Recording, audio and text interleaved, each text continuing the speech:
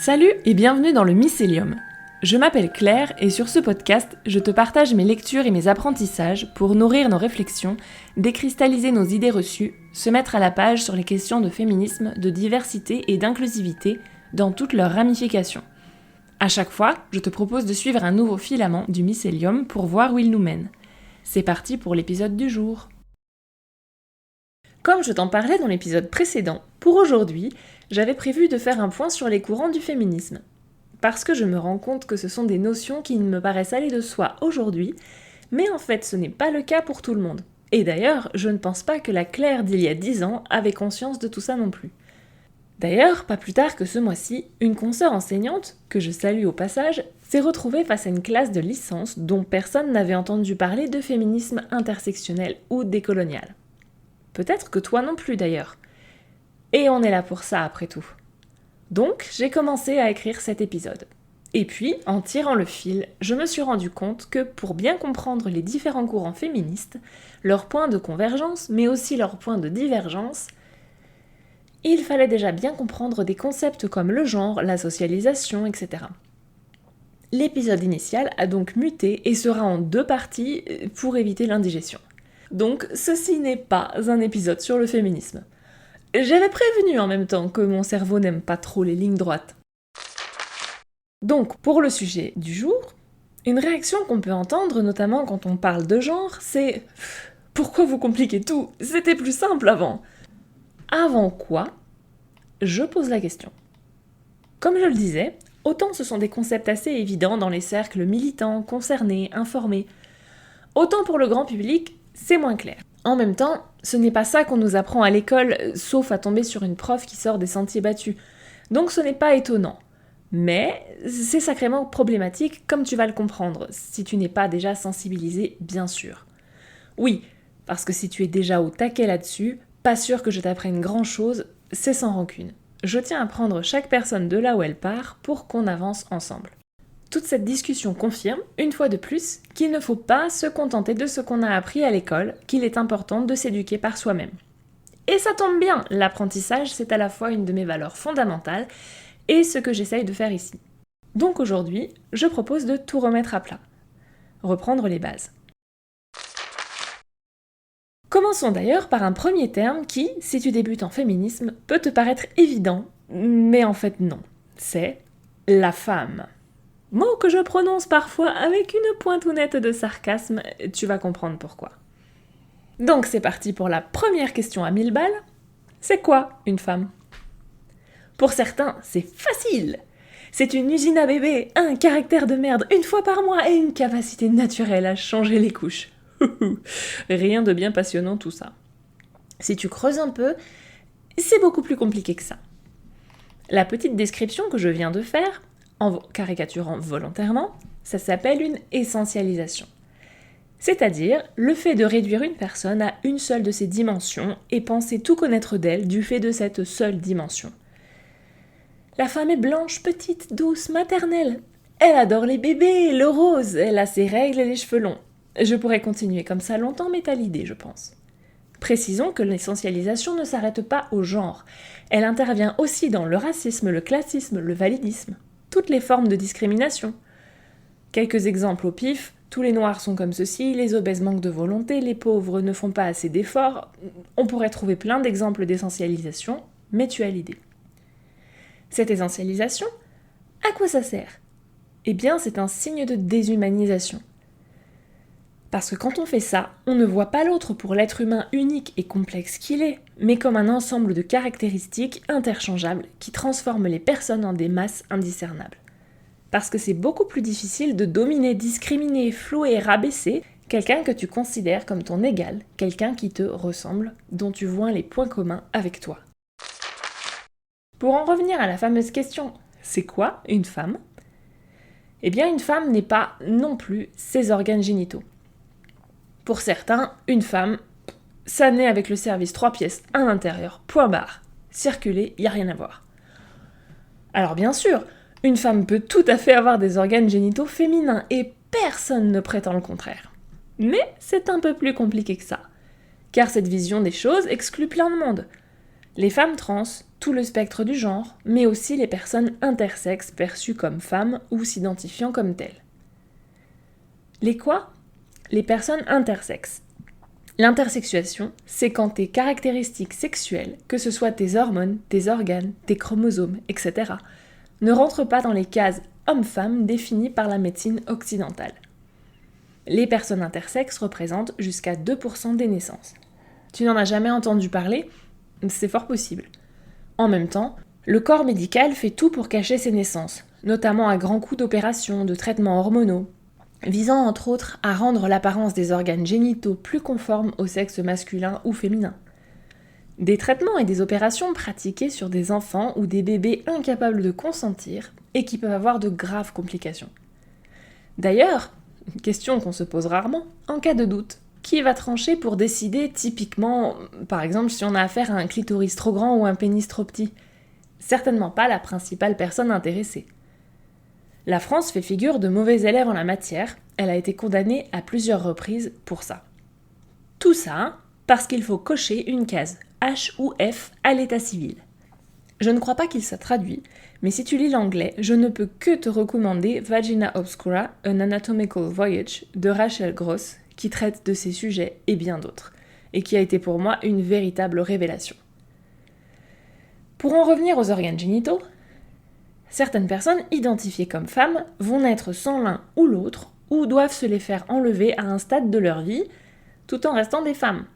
Donc ce ne sont pas vraiment tes organes qui définissent si tu es une femme ou pas, ni ce que tu en fais de tes organes. Oui, parce que la maternité et les règles non plus, ce n'est pas obligatoire pour être une femme. Sinon, une femme cesserait d'être une femme si elle n'est pas mère ou si elle est ménopausée. Alors quoi ? C'est là qu'intervient la fameuse notion de genre.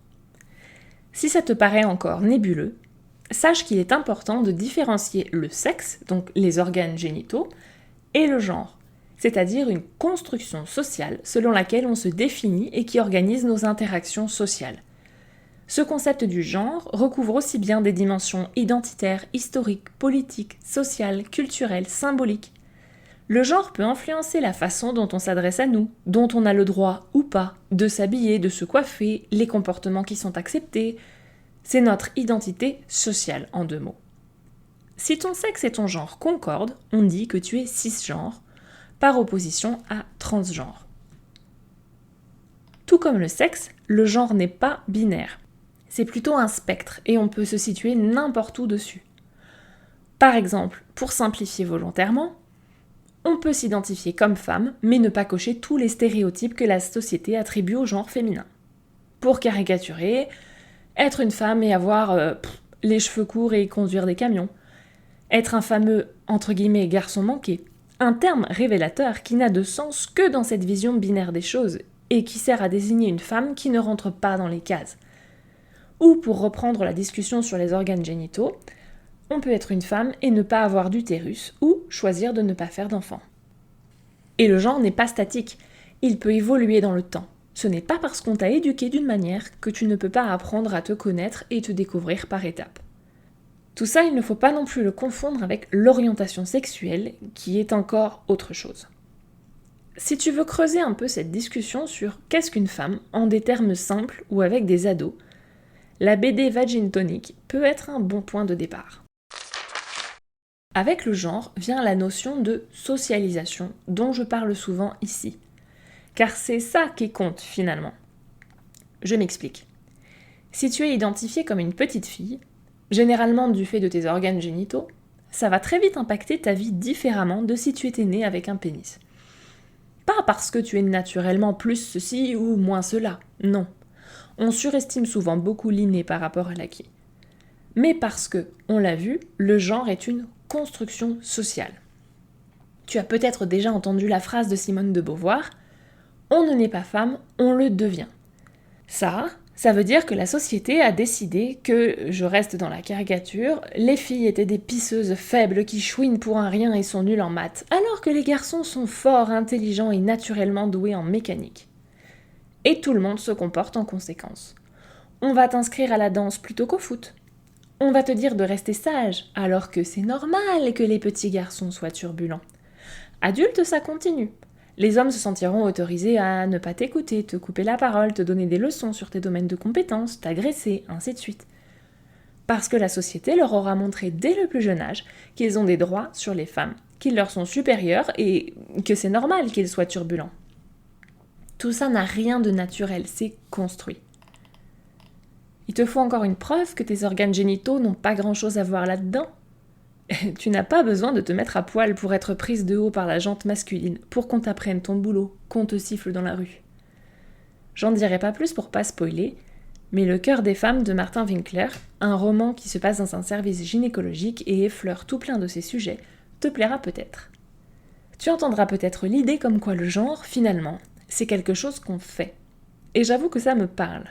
Oui, parce que si c'était naturel d'être une femme, au sens où notre société l'entend, on n'aurait pas à s'épiler, mettre des vêtements bien précis, baisser la voix, se maquiller, lire des magazines spécialisés, en bref, se tordre en 15 pour rentrer dans ce moule nébuleux qu'est la féminité.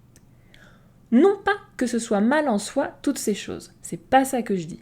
C'est le caractère obligatoire de ces injonctions qui me chiffonnent. Et la dernière question à 1000 balles, ma préférée en toutes circonstances. Mais pourquoi ? À quoi ça sert ? Maintenant qu'on sait tout ça, pourquoi on se cramponne à ces catégories hommes-femmes bien binaires et rigides ?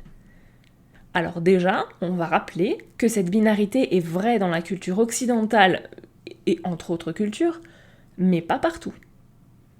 Et à quoi elle sert ? Oui, parce qu'elle n'est pas arrivée là par hasard, par immaculée conception ou que sais-je. Cette binarité, elle existe pour maintenir un système de domination. Encadrer la production, le capital et le travail. La fameuse division genrée du travail. Car sinon, fondamentalement, ces étiquettes bien précises et délimitées n'ont aucun intérêt. Je vais prendre l'exemple de l'hétérosexualité qui sera peut-être plus parlant pour expliquer ce que je veux dire. Le concept d'hétérosexualité, qui est donc une orientation sexuelle, est assez récent, fin 19e, début 20e, et il n'a été inventé que par opposition à l'homosexualité pour désigner ce qui n'était pas homosexuel. Parce que tant qu'on n'envisageait pas sérieusement l'homosexualité, que c'était présenté selon les époques comme un tabou, un péché, une maladie, etc., on n'avait pas besoin de penser son contraire non plus. Tout comme il n'y a pas de riches s'il n'y a pas de pauvres, il n'y a pas d'hétérosexualité s'il n'y a pas d'homosexualité, il n'y a pas de blanc s'il n'y a pas de noir, il n'y a pas d'oppresseur s'il n'y a pas de personne opprimée, et donc il n'y a pas d'homme s'il n'y a pas de femme. Hors tout système de domination, cette binarité n'a aucun intérêt. Dernière précision pour la route. En grande passionnée d'histoire, j'aime beaucoup apporter un angle historique à mes réflexions. Et dès qu'on remonte un peu dans le temps, c'est dur d'avoir des infos sur le spectre du genre. Surtout dans des pays comme la France qui ne le reconnaît pas historiquement. C'est pour ça que j'ai tendance à généraliser en parlant d'hommes et de femmes. Là encore, c'est la façon dont on te perçoit, par opposition à la façon dont toi tu t'identifies, qui va faire qu'on t'attribue ou qu'on te retire des droits en fonction de ce genre, etc. C'est dans ce sens-là qu'il faut le comprendre. Avec tout ça, j'espère que tu comprends mieux pourquoi je parle de la femme avec sarcasme. C'est pour critiquer cette essentialisation, cette tendance à simplifier à l'extrême. La femme n'existe pas. Il n'y a pas une femme avec un tuto bien précis qui détient la recette secrète de la féminité. Non, il y a plein de façons de l'être, ou de refuser de l'être. Pour conclure, et j'ai encore dans ma besace quelques recommandations pour la route, je venais d'enregistrer cet épisode quand j'ai découvert la fabuleuse chaîne YouTube Les Ethnochroniques, et plus spécifiquement pour ce podcast, sa vidéo « L'être humain est-il woke ? Une anthropologie du genre ?» qui creuse beaucoup la question du genre, et je pose ça là si tu as envie d'aller plus loin. Et un livre, Les gros mots, abécédaire joyeusement moderne du féminisme de Clarence Edgar Rosa. Un abécédaire très accessible de plein de termes adjacents au féminisme pour décrypter et dédiaboliser tout ça. Si c'était encore un peu confus pour toi, j'espère que ces explications éclairent ta lanterne.